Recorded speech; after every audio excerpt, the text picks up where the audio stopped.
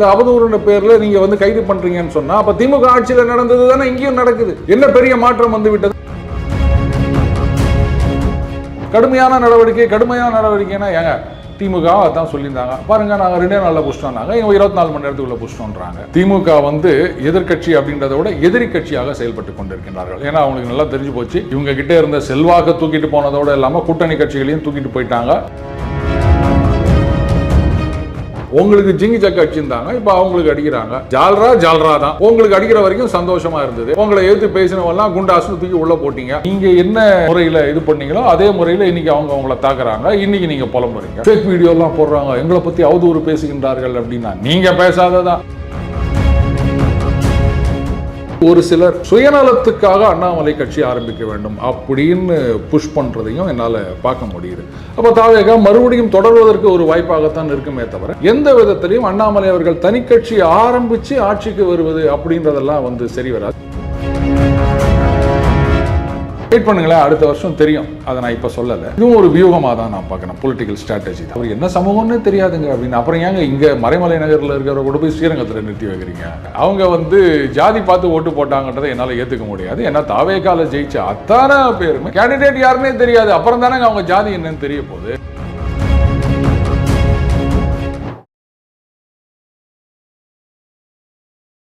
இளையபாரத நேயர்களுக்கு வணக்கம். இன்னைக்கு நம்ம நேர்களில் நம்ம சிறப்பு விருந்தினர் அரசியல் சாணக்கியர் நம்ம அருண் சார் அவர்கள் தான். சார் வணக்கம். சார் வணக்கம். மறுபடியும் ஆரம்பிச்சிட்டியா? என்ன சார் கண்ணாடிலாம் மாறி இருக்கு, என்ன காரணம்? அந்த கண்ணாடி கொஞ்சம் உடஞ்சி போச்சுமா, அதனால வேற வழி இல்லாம மாத்திருக்கேன், அவ்வளவுதான். ஆட்சி மாறினோடனே கண்ணாடி மாறிச்சாலாம் கேட்காதீங்க. இல்ல சார், ஆட்சி மாறினாலும் காட்சி மாறலன்ற மாதிரிலாம் சார் இப்போ போய்கிட்டு எல்லாம் கருப்பா தான் தெரியுதுன்றியா?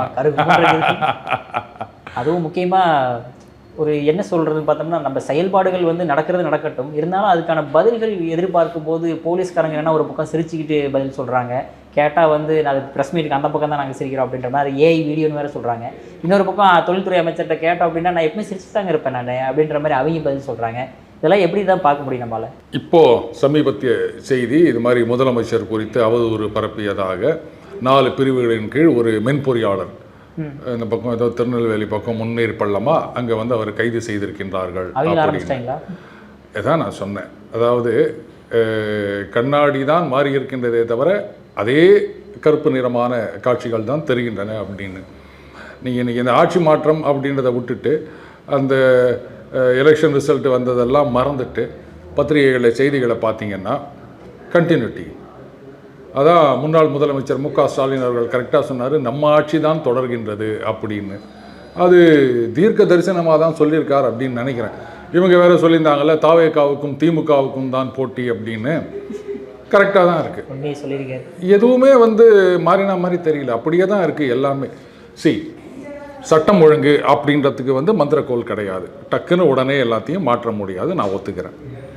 ஆனால் அதை வந்து நேர்மையாக ஒத்துக்கினது பாருங்க, இப்போ தான் ஆட்சிக்கு வந்திருக்கோம், இதை வந்து சரி செய்கிறதுக்கு கொஞ்சம் டைம் கொடுங்க அப்படின்றத விட்டுட்டு இது திமுக ஆட்சியில் என்ன மாதிரியெல்லாம் ஒரு நெரேட்டிவ் பில்ட் பண்ண ட்ரை பண்ணாங்களோ அதை விட விகரஸால இங்கே நடந்துட்டுருக்கு. இதுதான் எனக்கு ஒன்றும் புரியல. இதுதான் மாற்றமா? இப்போது பவன் கேரா அவர்கள் வந்து டுபாகூர் ஃபோட்டோஷாப்லாம் பண்ணி இது பண்ணாங்க. அதுக்கு வந்து அவங்களுடைய லாயர்லாம் போயிட்டு இதுக்கு அரெஸ்டெல்லாம் தேவையில்லை, நல்லா தெரியுது. ஃபோட்டோஷாப் பண்ணி அதுவும் அரசியலில் இல்லாத முதலமைச்சருடைய மனைவியை பற்றி அவதூறு பேசினார் அப்படின்னு. அப்புறம் தெலுங்கானாவில் போனாங்க, கவுஹாத்தி ஹைகோர்ட் போனாங்க, சுப்ரீம் கோர்ட் போனாங்க, இதெல்லாம் நடந்தது. அதுக்கப்புறம் விசாரணைக்கு ஒத்துழைக்க வேண்டும் அப்படின்னாங்க. அவர் போயிட்டு வந்து நிற்கிறாருங்க. அப்போது அந்த இடத்துல அவர் நல்லா தெரியுது வந்து தவறு பண்ணியிருக்கின்றாருன்னா அதுக்கே வந்து கைது தேவையில்லை அப்படின்னா அப்போ இன்றைக்கி இந்த அவதூறுன்ற பேரில் நீங்கள் வந்து கைது பண்ணுறீங்கன்னு சொன்னால் அப்போ திமுக ஆட்சியில் நடந்தது தானே இங்கேயும் நடக்குது. என்ன பெரிய மாற்றம் வந்து விட்டதுன்னு நான் கேட்குறேன். அவங்களாவது கொஞ்சம் கேப் கொடுத்து ஆரம்பித்தாங்க இந்த கைது நடவடிக்கைகள். நீங்கள்லாம் வந்து 1 மாதம் கூட அதுக்குள்ளே ஆரம்பிச்சிட்டீங்க அப்படின்னா அப்போ மக்களுடைய பர்செப்ஷன் எந்த அளவுக்கு வேகமாக மேலே வந்தாங்களோ அந்த அளவுக்கு பேக்லாஷை சந்திக்க போகின்றார்கள் தாவேகா. இதுதான் வந்து நான் ஃபீல் பண்ணுறது விக்ரம். பட் இருந்தாலுமே இன்னைக்கு கூட்டம்லாம் போட்டு தகுந்த நடவடிக்கை எடுக்கணும், ரொம்ப கடுமையான நடவடிக்கை பெற்று தரணும் அப்படின்ற மாதிரி ஒரு மீட்டிங்கை போட்டிருக்காரு சார். எல்லாம் கரெக்டு தாங்க. கடுமையான நடவடிக்கைனா சட்டப்படி என்ன அதிகபட்ச தண்டனையோ அதை தான் வாங்கி கொடுக்க முடியும், புரியுதுங்களா? அடுத்தது திமுக ஆட்சியில் சொன்னதை தான் நான் இப்போவும் சொல்கிறேன், ஏன்னா எல்லாம் ஒரே மாதிரி தான் இருக்குது. குற்றங்கள் நடக்காமல் தடுக்க முடியுமா அப்படின்னா கரெக்டு. கிரேக்க தத்துவஞானி வைகோலாம் சொல்லுவார், அந்த ரோம் நகரத்திலேயே இந்த மாதிரிலாம் நடந்திருக்குது அப்படின்லாம் சொல்லுவார். கரெக்டு தான், நான் இல்லைன்னு சொல்லலை. ஆனால் இந்த குற்றங்கள் நடக்காமல் இருப்பதற்கு என்ன செய்ய வேண்டும்? அந்த திருட்டு பயலவோ பயப்படணும். அதுக்கு என்ன பண்ணணும்? இப்போ பார்த்தீங்கன்னா நேற்று கூட இது வந்து இந்த பகுதியில் வந்து இத்தனை பேர் ஹிஸ்டரி ஷீட்டர்ஸ் அவங்களெல்லாம் இது பண்ணியிருக்கோம், அதில் இத்தனை பேர் ரிமைண்ட் பண்ணப்பட்டிருக்கின்றார்கள். கரெக்டு, இதெல்லாம் நான் இல்லைன்னு சொல்லலை. இது வந்து இட் வில் டேக் டைம். ஆனால் இவங்க கிரியேட் பண்ணி வச்ச ஹைப்பு தான் இப்போ இவங்களுக்கு எதிராக செயல்பட்டு கொண்டு இருக்கின்றது. அண்ணன் வந்த உடனே ஒரே நாளில் எல்லாம் மாறிடும் அப்படின்னாங்க இல்லையா? அப்போது இவங்க வந்து எதிர்த்தரப்பினர் அதை அட்வான்டேஜாக எடுத்துக்கிறாங்க. என்ன எல்லாம் மாறிடும் சொல்கிறீங்க, அதே மாதிரி தான் இருக்குது, இது அதிகரித்து இருக்கின்றது அப்படின்னு இவங்க வேற 10 நாளில் இவ்வளோ, 11 நாளில் இவ்வளோ, 12 நாளில் இவ்வளோ அப்படின்னு பண்ணிட்டு இருக்காங்க. ஆமாம், ஒவ்வொருத்தர் ஒவ்வொரு நம்பர் சொல்லிட்டு இருக்காங்க. இது போன 15 நாளில் எவ்வளோ, அதுக்கு முந்தின 15 நாளில் எவ்வளோ, அதெல்லாம் ஸ்டாட்டிஸ்டிக்ஸ். திமுக அதெல்லாம் பண்ணுவாங்க. கடந்த ஏப்ரலில் இவ்வளவு இருந்தது, அந்த ஏப்ரல் இந்த மேல இவ்வளோ, இது குறைந்திருக்கின்றது அப்படின்லாம் காமிப்பாங்க. இங்கே அது கூட இல்லை. ஸோ அந்த அரசியல் இவங்களுக்கு தெரியல போல இருக்குது. போக போக கற்றுப்பாங்க. பட்டு ஒரு விஷயம் ஒத்துக்கணும், உடனடியாக எதையும் தடுத்து நிறுத்த முடியாது. ஆனால் நடக்குது அப்படின்னும் போது ஹானஸ்ட்டாக வந்து அதை ஒத்துக்கிட்டு இது பண்ணணும். கடுமையான நடவடிக்கைனா ஏங்க திமுக அதான் சொல்லியிருந்தாங்க பாருங்கள், நாங்கள் 2 நாளில் புஷ்டோம்னாங்க, இவங்க 24 மணி நேரத்துக்குள்ளே புஷ்டோன்றாங்க. பிடிக்கிறது பெரிய விஷயமா? இது என்னங்க இது? அந்த வலி இப்போ ஒருத்தன் வந்து உன்னை ஓங்கி ஒரு குத்திட்டு போயிடுறான். அவர் வந்து 3 நாளில் அரெஸ்ட் பண்ணார், இவர் 2 நாள் அரெஸ்ட் பண்ணார், இவர் 24 மணி நேரம் அரெஸ்ட் பண்ணார்னா எத்தனை நேரத்தில் அரெஸ்ட் பண்ணி எனக்குன்னா வந்தது என் வயிற்று வலி எனக்கு தானே தெரியும் சொல்லுவோமா மாட்டோமா? அந்த அடிப்படையை புரிஞ்சுக்க மாட்டேங்கிறாங்க இவங்க. சார் அதே மாதிரி இப்போ எதிர்கட்சியை யார் தான் செயல்படுறாங்கன்னு பார்க்குறீங்க?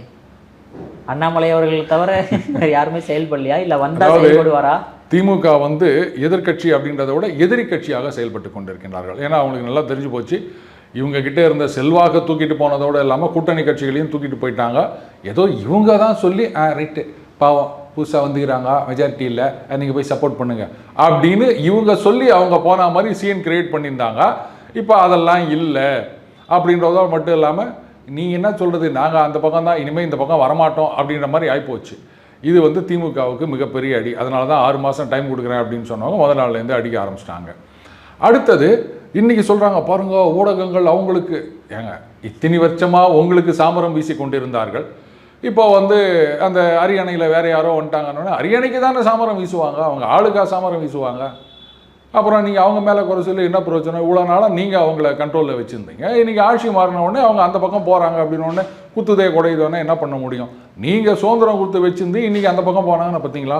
நாங்கள்லாம் பத்திரிகைகள் அவ்வளோ சுதந்திரமாக செயல்பட விட்டோம், இன்றைக்கி பாருங்கள் ஆட்சி மாறின உடனே அவங்களுக்கு ஜால்ரா ஆட்சின்னு இருக்காங்க அப்படின்னு சொன்னால் நியாயம் இருக்கும். உங்களுக்கு ஜிங்கி சக்க அடிச்சுருந்தாங்க, இப்போ அவங்களுக்கு அடிக்கிறாங்க. ஜால்ரா தான். உங்களுக்கு அடிக்கிற வரைக்கும் சந்தோஷமாக இருந்தது. உங்களை எதிர்த்து பேசினவெல்லாம் குண்டாசுன்னு தூக்கி உள்ளே போட்டிங்க. ஒரு குண்டாசு இல்லைன்னா இன்னொரு குண்டாசு அப்படின்னீங்க. இன்றைக்கி அவங்க பண்ணுறாங்கன்ன ஒன்று என்ன, அப்போ நீங்கள் பண்ணதை தான் அவங்க பண்ணுறாங்க. இவங்க மாற்றி குறை சொல்லிக்கலாம். ஆனால் காமன் மேன் பார்வையில் அதே தான் அங்கு, இதே தான் இங்கு, ஒன்றும் மாற்றம் இல்லை. இப்படி தான் நமக்கு தெரியுது. புரியுது. இப்போ அண்ணாமலை அவர்கள் எப்போ தான் சார் வருவார்? இதான் வந்து கொண்டிருக்கிறார், வந்து விட்டார், வந்து அடைந்து விட்டார், ஏர்போர்ட் வந்து விட்டார், ஆளையே காணுமே சார், எப்போ தான் வருவார்? அதாவது அடுத்த தேர்தலுக்கு இன்னும் டைம் இருக்குது. குறைந்தபட்சம் பாராளுமன்ற தேர்தலுக்கு 3 வருஷம் இருக்குது. இது வரைக்கும் இங்கே அதுக்காக 3 வருஷம் கழிச்சு வரணும்னா நான் சொல்லலை. கொஞ்சம் அவருக்கு ஓய்வெடுக்க நேரம் கொடுங்க. ஏன்னா தேர்தல் நேரத்தில் வந்து கடுமையாக பிரச்சாரம் செய்தார். பாஜக தலைவர்கள் எல்லாரையும் விட அவர் தான் அதிகமாக பிரச்சாரம் செய்தார். இப்போ அமெரிக்கா போயிட்டு வந்திருக்கார். கொஞ்ச நேரம் ஃபேமிலியோட அவர் டைம் ஸ்பெண்ட் பண்ணட்டும். தமிழ்நாடு வந்துட்டாரானா? அவர் வந்தா என்ன, வராட்டி என்ன, தீவிர அரசியலுக்கு எப்போ வரார் அதுதான் கேள்வி. அவர் தமிழ்நாட்டில் இருந்தானே இல்லை அமெரிக்காவில் இருந்தானே. ஸோ இன்றைக்கி கூட வந்து அந்த மதுரை மீனாட்சி அம்மன் கோவில்கிட்ட நடந்த ஒரு சம்பவம், அதை பற்றி வந்து ஒரு ட்வீட் போட்டிருக்காரு. பாஜகவில் இருக்கவங்களாம் என்ன பண்ணாங்கன்னே தெரியல. ஏதோ அதிமுகவில் கூட பார்த்தீங்கன்னா எடப்பாடி அவர்கள் கொஞ்சம் சுறுசுறுப்பாக ஏதோ கொஞ்சம் இதெல்லாம் போட்டுட்ருக்காரு. ஆனால் திமுக வந்து திருப்பி இந்த ஃபேக் வீடியோ ரைட்டு, நீங்கள் என்ன முறையில் இது பண்ணீங்களோ அதே முறையில் இன்றைக்கி அவங்கள தாக்குறாங்க. இன்றைக்கி நீங்கள் புலம்புறீங்க, ஃபேக் வீடியோலாம் போடுறாங்க, எங்களை பற்றி அவதூறு பேசுகின்றார்கள் அப்படின்னா நீங்கள் பேசாததான் இன்றைக்கும் சொல்லினுக்கிறீங்க. 5 லட்சம் கொடுக்குறேன்னாருன்னு மோடியை பற்றி பேசினுக்கிறீங்க. அதுக்கப்புறம் நீங்கள் மற்றவங்களை அவதூறுன்னு சொல்கிறதுக்கு என்ன யோகியதை இருக்குது? நீங்கள் பண்ணதை அவங்க இன்னும் கொஞ்சம் சிறப்பாக செய்கிறாங்க, அவ்வளோதான். ஸோ இங்கே வந்து அந்த உண்மையான ஒரு எதிர்கட்சிக்கான வேக்குவம் அது இப்போது இருக்கின்றது. ஏன்னா எடப்பாடியார் அவர்கள் அப்போவே 21க்கு அப்புறமே சரியாக இது பண்ணலை, இப்போ வேறு வழி இல்லாமல் கொஞ்சம் முன்னாடியே ஆரம்பிச்சிருக்காரு. பட் எந்த அளவுக்கு எஃபெக்டாக இருக்கும் அப்படின்னு சொல்ல முடியாது. அப்போது ஒரு இளம் தலைமுறையினரது நம்பிக்கை நட்சத்திரம் அப்படின்னு சொன்னால் அது அண்ணாமலை அவர்கள் தான். அவர் வரணும். இன்ஃபேக்ட் இந்த கேப்பு கூட உங்களுக்கு அந்த கான்ட்ராஸ்ட் நல்லா காமிக்குது இல்லையா? எத்தனையோ தலைவர்கள் இருக்காங்க, ஆனாலும் பாஜக செயலிழந்து கிடக்கின்றது. இன்றைக்கு மாநில தலைவர் அப்படின்னு சொல்லிட்டு இருக்கவங்க என்ன ஒரு எதிர்கட்சியாக, ஒரு எம்எல்ஏ இருந்தாலும் நீங்களும் எதிர்கட்சி தானே, எதிர்கட்சி தலைவர்ன்ற அங்கீகாரமான எதிர்கட்சியாக தானே இருக்கீங்க. அப்போ என்ன பண்ணுறீங்க யாருக்குமே தெரியல, என்ன பண்ணுறதுன்னு சுத்தமாக தெரியாமல் இருக்காங்க. அப்போ தான் அவருடைய அந்த இம்பார்ட்டன்ஸ், அவருடைய அந்த கரிஸ்மா அதெல்லாம் வந்து இப்போ தான் ஃபீல் பண்ணுறாங்க. இதை மேலிடம் புரிஞ்சிங்கன்னா அவங்களுக்கு நல்லது, அவங்களுக்கு மட்டும் இல்லை தமிழ்நாட்டுக்கும் நல்லது. இல்லைன்னா excuse me, what is the procedure to change the room அப்படின்னு கேட்க வேண்டியது தான். ஓகே சார், நீங்கள் வந்து ஆரம்பத்துலேருந்தே அண்ணாமலை சப்போர்ட்டராக இருக்கிறீங்க. நீங்கள் உங்கள் அனுமானத்தில் பார்த்தோம் அப்படின்னா அவர் வந்து புதிய கட்சி ஆரம்பிப்பாரா ஆரம்பிக்க மாட்டாரா? ஏன்னா சிங்கம் போட்ட ஒரு ஃப்ளாக் எல்லாம் போட ஆரம்பிச்சிட்டாங்க சார். அதாவது அண்ணாமலை சப்போர்ட்டர் அப்படின்றத விட, ஏன்னா நான் எப்போவுமே சொல்வேன், நம்முடைய ஆதரவு அப்படின்றது வந்து பர்சனாலிட்டிக்கு கிடையாது, பாலிசிஸ். ஒருத்தர் நல்லது செய்கிறார் அப்படின்னு சொன்னால் அதை நான் பாராட்டுவேன்.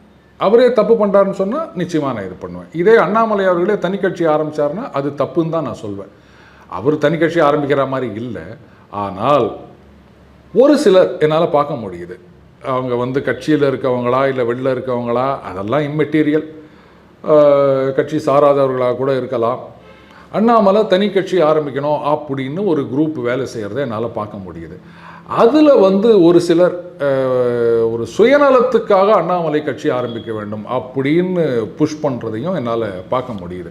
பட் என்னுடைய கருத்து, இன்னி வரைக்கும் நான் உறுதியாக இருக்கின்ற கருத்து, அண்ணாமலை அவர்கள் தனி கட்சி ஆரம்பிக்க மாட்டார் அப்படின்னு. அப்படி ஆரம்பித்தா ஒரு 8% 10% அப்படின்னு மறுபடியும் எதியூரப்பா அவர்கள் மாதிரி பாஜகலேயே சேர்ற மாதிரி தான் இருக்கும். பட் அது பாஜக அப்படின்றத பலம் இழக்க செய்யும். கூடவே தாவேகாவுடைய ஆட்சி வந்து இன்னும் கொஞ்ச காலம் நீடிப்பதற்கு, இந்த டேர்ம் இல்லாமல் இன்னொரு டேர்ம் ஆஃப்கோர்ஸ் 2031 அவர் கட்சி ஆரம்பித்து வராருன்னு சொன்னால், அப்போ தாவேகா மறுபடியும் தொடர்வதற்கு ஒரு வாய்ப்பாகத்தான் இருக்குமே தவிர எந்த விதத்திலையும் அண்ணாமலை அவர்கள் தனி கட்சி ஆரம்பித்து ஆட்சிக்கு வருவது அப்படின்றதெல்லாம் வந்து சரி வராது. ஏன்னா அவர் பாஜகவிலேயே இருக்க வேண்டும், அதுதான் சரியானதுன்றது என்னுடைய கருத்து. அண்ட் என்னை பொறுத்த வரைக்கும் அவர் அந்த மாதிரி தவறையெல்லாம் செய்ய மாட்டார்னு தான் நான் நினைக்கிறேன். அதில் நான் உறுதியாக இருக்கேன். தனி கட்சி அப்படின்றதுல அவருக்கு எந்த விருப்பமும் கிடையாது. ஒரு சிலர் இந்த மாதிரிலாம் கிளப்பி விட்டுட்ருக்காங்க. இப்போ ரஜினிகாந்த் அவர்களை கட்சி ஆரம்பிக்கணும்னு ஒரு குரூப் பண்ணிட்டு இல்லையா, அந்த மாதிரி ஒவ்வொரு சீசனில் இந்த மாதிரி பண்ணுவாங்க. அந்த மாதிரி பண்ணிட்டு இருக்கதாக நான் நினைக்கிறேன். அந்த வலையில் அண்ணாமலை சிக்க மாட்டேன். அதே மாதிரி இந்த அமைச்சர்கள் பட்டியலெல்லாம் பார்த்துருப்பீங்க. ஒரு கேள்வி என்ன எழுது அப்படின்னா, திருமாவளவனோட கட்சிக்கு எம்எல்ஏ அமைச்சர் பதவி, ஐயுஎம்எலுக்கு அமைச்சர் பதவி, காங்கிரஸ் இந்த தோழர்கள் கம்யூனிஸ்ட் கட்சிகளுக்கு ஏன் சார் ஒரு அமைச்சர் பதவி கூட கொடுக்கல? அவங்க வந்து சேர மாட்டாங்க. ஈவன் இதுக்கு முன்னாடி கூட வந்து இந்த மாதிரி ஒரு வாய்ப்பு வந்தது, ஜோதிபாசு அவர்களை பிரதமர் ஆக்கலாம் அப்படின் போது கூட இல்லை நாங்கள் மெஜாரிட்டியாக இருந்தால் மட்டும்தான் நாங்கள் வருவோம், இந்த மாதிரி இதில் நாங்கள் வரமாட்டோம் அப்படின்றது. பிற்காலத்தில் பார்த்தீங்கன்னா அது வந்து வரலாற்று தவறு, அவரை வந்து பிரதம மந்திரி ஆக்கியிருக்கலாம் அப்படின்னெல்லாம் கூட சொல்லிட்டு இருந்தாங்க.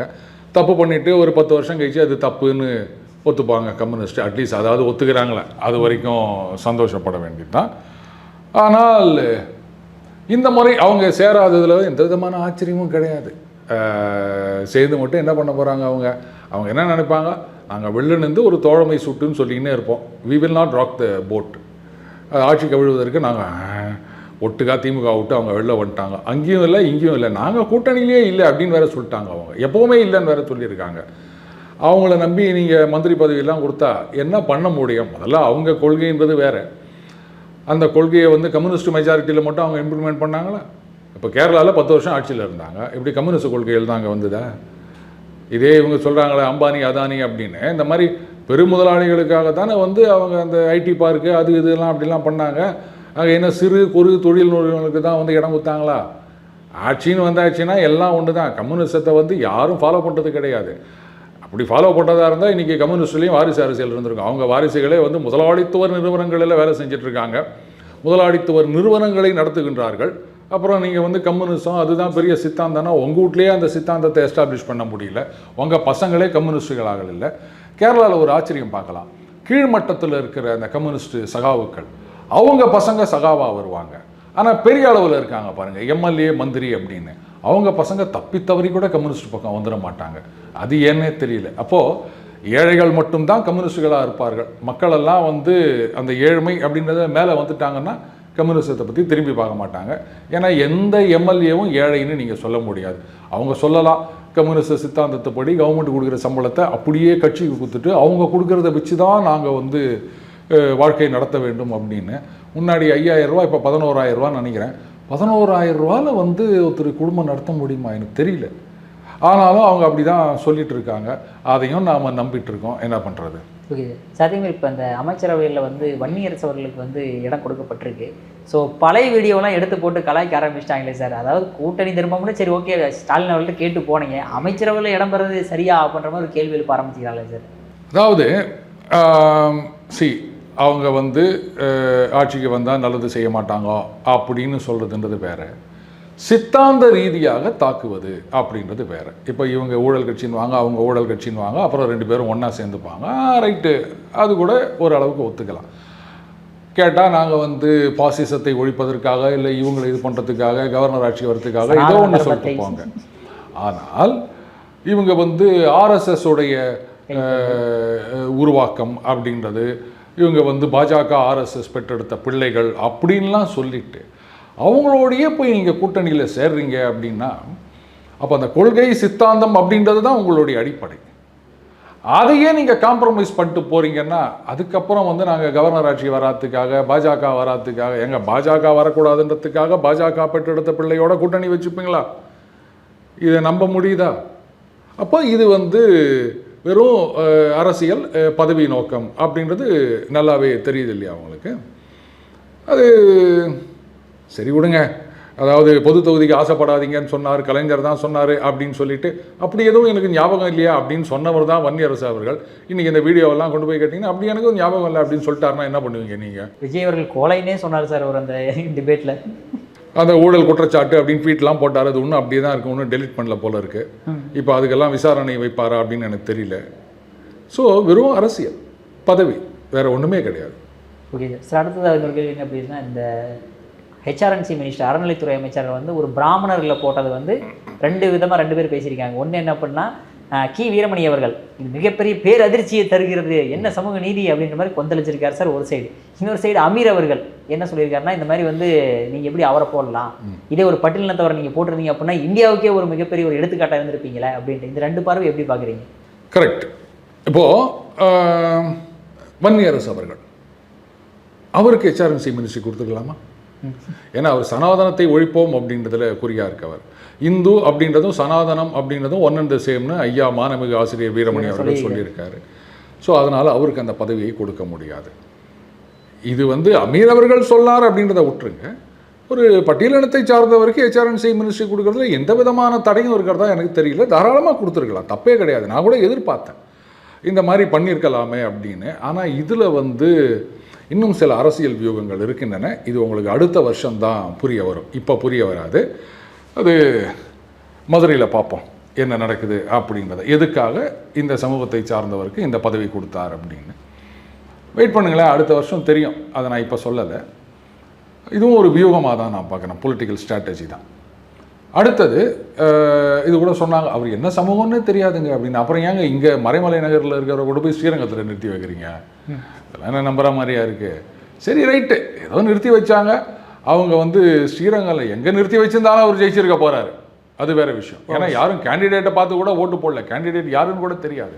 இதில் வேறு யாரோ ஒரு பெண்மணி பேசின வீடியோ, நாங்கள் விசிலுக்கு தான் இது மாதிரி கரண்ட் இல்லைன்னு போய் கேட்டது திமுக யார்கிட்டயோ போயிருக்காங்க போல. இதே நீங்கள்லாம் விசிலுக்கு தானே போட்டிங்க, ஆனால் உங்களை நம்பி தானே நாங்கள் ஓட்டு போட்டோம். ஸோ அதனால் ஏதோ ஓட்டு போட்டாங்க. அவங்க வந்து ஜாதி பார்த்து ஓட்டு போட்டாங்கன்றதை என்னால் ஏற்றுக்க முடியாது. ஏன்னா தாவேக்கால ஜெயிச்ச அத்தனை பேருமே கேண்டிடேட் யாருன்னே தெரியாது. அப்புறம் தானே அவங்க ஜாதி என்னன்னு தெரிய போகுது. அதனால் அந்த குற்றச்சாட்டை என்னால் ஏற்றுக்க முடியாது. ஆனால் ஐயா வீரமணி அவர்கள் சொல்லியிருக்காரு இது அதிர்ச்சி அளிக்கின்றது அப்படின்னு. சரி, 2 பேருக்கு அமைச்சர் பதவி கொடுத்தாங்க, ஷாக் ஆகிட்டீங்க. ஆனால் முதலமைச்சராகவே ஒரு பார்ப்பனர் இருந்தாங்க, அப்போ நீங்கள் ஷாக் ஆகலை. சமூக நீதி காத்த வீராங்கனைன்னு பட்டம் கொடுத்தீங்க. கலைஞர் அவர்களுக்கு கூட இந்த பட்டம் கொடுக்கல, சமூக நீதி காவலர் அப்படின்னு. ஒரு பார்ப்பனருக்கு தான் இந்த பட்டம் கொடுத்தாரு ஐயா வீரமணி அவர்கள். அப்போ இதிலிருந்து மக்களுக்கு நீங்கள் கூற வரும் கருத்து சமூக நீதிக்காகவே இத்தனை வருடங்கள் பொது வாழ்விலே பாடுபட்டதாக சொல்லுகின்ற கலைஞர் அவர்கள் அவரை விட ஒரு பார்ப்பன பெண்மணி தான் சமூக நீதிக்காக போராடினார் அப்படின்றத ஐயா அவர்களே ஒத்துக்கினார்னு ஆகலையா? அது மட்டும் இல்லை, இப்போ இருக்கின்ற அந்த HRNC மினிஸ்டர் வந்து நான் வந்து பெரியாருடைய கொள்கைகளை பின்பற்றுபவன் அப்படின்லாம் சொல்லியிருக்காரு. அதுக்கு முன்னாடி போட்ட ட்வீட்டெல்லாம் விட்டுருங்க, அது வேறு விஷயம். அது ஏதோ கேட்டிருக்காங்க அப்படி இப்படின்னு அதெல்லாம் விட்டுருங்க. அப்புறம் பெரியார் சிலைக்கு முன்னாடி எடுத்து ஃபோட்டோலாம் போட்டிருக்காரு. இவர் என்ன கேட்டிருக்கணும், இந்து அப்படின்னா சனாதனம், சனாதனம்னா இந்துன்னு நான் விளக்கம் கொடுத்துக்கிறேன். அப்போ இந்து அறநிலையத்துறைனா அது சனாதன அறநிலையத்துறை தானே, அதுக்கு நீங்கள் எப்படி மந்திரி போடலாம் அப்படி கேட்டுருந்தாருன்னா ஆஹா அப்படியே கொள்கை வழி நிற்கிறார் அப்படின்னு சொல்லலாம்.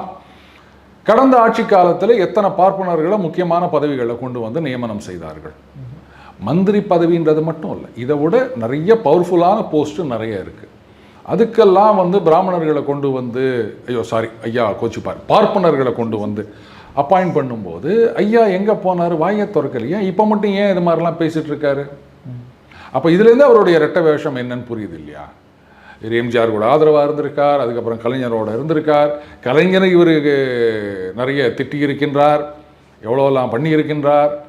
அதனால் அவர் வந்து ஒருத்தருக்கு ஆதரவு தெரிவிக்கிறார், எதிர்ப்பு தெரிவிக்கிறார் அப்படின்னா அதெல்லாம் நீங்கள் அப்படியே எடுத்துக்கக்கூடாது. கொஞ்சம் வருஷம் கழிச்சு என்ன பண்ணுவார் அப்படின்றத பார்க்கணும். மாற்றி மாற்றி அவர் பண்ணிகிட்டே இருப்பார். புரியுது. ஸோ அதேமாதிரி இப்போது காங்கிரஸோட எப்படி திமுக மாதிரி கூட்டணி எப்பாவது வைப்பாங்களா? ஏன்னா நேற்று உதயநிதி அவர்கள் ஸ்டாலின் பேசும்போது ரொம்ப கொந்தளிச்சு பேசிட்டாரு. அதாவது நம்ம முதுகில் குத்திட்டு போயிட்டாங்க, நம்ம முதுகில் ஏறி ஜெயிச்சவங்க அவங்க இப்படி நம்மள்ட்ட சொல்லாமலாம் கூட போயிட்டாங்களே அப்படின்ற மாதிரி ஒரு குற்றச்சாட்டை வச்சிருக்காரு சார். சொல்லிட்டு போயிருந்தா நல்லா இருக்குமா? மேபி. சரி, விசிகா சொல்லிட்டு போனாங்கன்னு சொல்கிறாங்க, அவங்கள பற்றி ஆர் ஆசா அவர்களேருந்து எல்லாரும் தப்பாக பேசலையா? அப்போ சொல்லிட்டு போனாலும் நீங்கள் அதை தான் சொல்ல போகிறீங்க, சொல்லாமல் போனாலும் அதான் சொல்ல போகிறீங்க. அதனால் அவங்க சொல்லாமல் போயிட்டாங்க. அடுத்தது முதுகில் குத்திட்டாங்கன்னா இது என்ன புதுசாக? நீங்கள் எத்தனை பேர் முதுகில் குத்திருக்கீங்க? நீங்கள் பாஸ் ஆகாம முதுகில் குத்தலை? அந்த குஜராத் கலவரம் நடக்கும்போது நீங்கள் மந்திரி சபையில் இருந்துட்டு அதுக்கப்புறம் கபால்னு இந்த பக்கம் வரல, அதுக்கு பேர் என்ன முதுகு குத்து கிடையாதா? நீங்கள் பண்ணீங்க, நீங்கள் இவங்க பண்ணுறாங்க, எல்லாம் மாற்றி மாற்றி பண்ணிக்கிறது தான். இது ஒன்றும் புதுசு ஒன்றும் கிடையாது. அதே மாதிரி இனிமேல் காங்கிரஸுடன் ஒட்டும் கிடையாது, உறவும் கிடையாது அப்படின்றத வந்து காலங்காலமாக சொல்லிட்டு வரேன். கலைஞர் அவர்கள் சொல்லியிருக்கார், மு.க. ஸ்டாலின் அவர்கள் சொல்லியிருக்கார், இன்றைக்கி இவர் சொல்லியிருக்கார், நாளைக்கு இன்னொருத்தர் சொல்ல போகிறார். எல்லாம் ஒரே இதை தான் சொல்லிட்டு இருக்காங்க. மறுபடியும் அவங்களோட சேர்ந்துப்பாங்க. ஏன்னா இதுக்கப்புறம் வந்து காங்கிரஸ் திமுக உறவே வராதுன்னு நினச்சிட்டு இருக்கீங்க. என்றைக்காவது ஒரு நாள் வரத்தான் செய்யும். ஒருத்தர் மாற்றி மாற்றி திட்டிக்கிறதும் மறுபடியும் ஒன்றா சேர்ந்துக்கிறதும் இது ஒன்றும் வித்தியாசமே கிடையாது. ஆனால் நம்ம இதுக்கு எலெக்ஷன் போதே பேசியிருக்கோம், காங்கிரஸுக்கு இவ்வளவு இடம் கொடுத்தது ரொம்ப ரொம்ப தப்பு, அதற்கான பலனை அனுபவிக்க போகிறார்கள் அப்படின்னு. அதை அனுபவிச்சாங்க. நம்ம சொல்கிறதை யார் கேட்குறாங்க? அன்றைக்கே காங்கிரஸை இவங்க கைட்டி விட்டுந்தாங்கன்னு சொன்னால் சிச்சுவேஷனே வேறு மாதிரி இருந்திருக்கும் விக்ரம். அவங்க பண்ண தப்பு, காங்கிரஸுக்கு பயந்துட்டாங்க. நம்ம சொல்லியிருக்கோம், அதாவது ஊழல் கூட ஒரு பெரிய விஷயம் கிடையாது, ஜனங்களுக்கு தைரியம் கெத்து அப்படின்றதான் அவங்க பார்க்குறாங்க. இங்கே காங்கிரஸிடம் அடிபணிந்து விட்டது திமுக, இதுதான் ஒரு பெர்செப்ஷன் ஆகிருக்குது.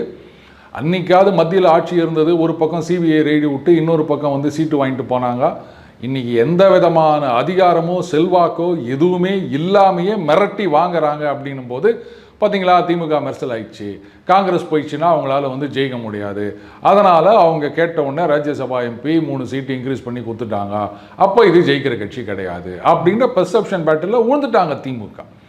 இதுக்கு காங்கிரஸை குறை சொல்லி என்ன பிரயோஜனம்? அன்றைக்கி நீங்கள் தைரியமாக நின்றுருக்கணும். இவ்வளோதாங்க, இஷ்டம் இருந்தால் எடுத்துக்கோ, இல்லாட்டா போயினே இரு, 200 சீட்டில் ஜெயிக்க போகிறோம், இது திராவிட மாடல் 2.0 நாங்கள் இவ்வளோலாம் செஞ்சுருக்கோம் அப்படின்னு சொன்னதில் அவங்களுக்கே நம்பிக்கை இல்லையான்னு நாம் கேட்டோம், ஞாபகம் இருக்கா? இப்போ அது உண்மையாகி விட்டதா? நிஜமாவே நீங்கள் நம்பியிருந்தீங்கன்னா, கெத்தாக அவங்கள துரத்திருந்தீங்கன்னா, என்ன தைரியமாக துரத்திட்டாங்க பாரு அப்படின்னு ஒரு சேஞ்சை உருவாக்கி இருக்கும். அங்கே நீங்கள் தப்பு பண்ணிவிட்டு இன்றைக்கி முதுகில் குத்திட்டு போட்டாங்கன்னா என்ன பண்ண முடியும்? புரியுது. அதே மாதிரி கடைசியாக நம்ம கமல் சார் அவர்கள் திடீர்னு ஒரு வீடியோ வெளியிடுறாரு. அதாவது இந்த முதலமைச்சர்கள் மீட்டிங் வச்சிங்கன்னா நல்லா இருக்குமே அப்படின்ற மாதிரி ஒரு ரெக்வஸ்ட் பண்ணியிருக்காரு சார். என்ன ரீசன் சார் அது? எதுக்காக முதலமைச்சர் மீட்டிங்கா? இல்லை இப்போ இங்கே தமிழக முதலமைச்சர் போனாங்கன்னா இவரை கூட்டு போவாங்கன்னு நினச்சிட்டு இருக்காரு. இவர் வெறும் ராஜ்யசபா எம்பி தான். முதலமைச்சர் மீட்டிங்கில் என்ன பேச போகிறாங்க, எதுக்காக பேச போகிறாங்கன்னு ஏதாவது தெரியுமா அவருக்கு? இந்த பெட்ரோல் கேஸு அதை பற்றி பேசி என்ன பண்ண போகிறாங்க?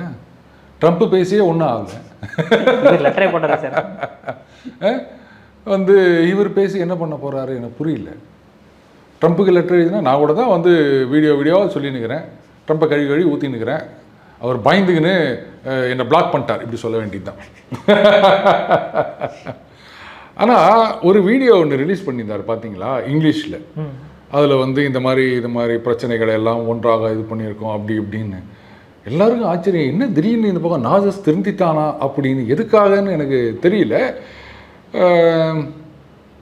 சரி, இனிமேல் வந்து திமுக நம்பி பிரயோஜனம் இல்லை, இந்த ராஜ்யசபா எம்பி டேர்ம் முடிஞ்ச உடனே என்ன பண்ணுறது அப்படின்னு அந்த பக்கம் துண்டு போட்டு வச்சுருக்காரா அப்படின்னு தெரியல. பாருங்கள், ஒரு மனுஷன் ஏதோ வாழ்க்கையில் முதல் தடவையாக நல்லதனமாக பேசினா கூட சந்தேகப்பட வேண்டியதாகுது. அந்த நிலைமையில் அவர் இருக்கார், புரியுதுங்களா? நிஜமாகவே நல்லா பேசினா கூட நம்ம யோசிக்க வேண்டியதாகுது. என்னத்துக்கு இவர் இந்த மாதிரி போகுது, நரி ஏன் வந்து இடம் போகுது அப்படின்னு யோசிக்கிறான் இல்லையா? அந்த மாதிரி யோசிக்க வச்சிட்டாரு. இதுலேருந்தே அவருடைய தராதரம் என்னன்னு அவர் புரிஞ்சிக்க வேணாமா?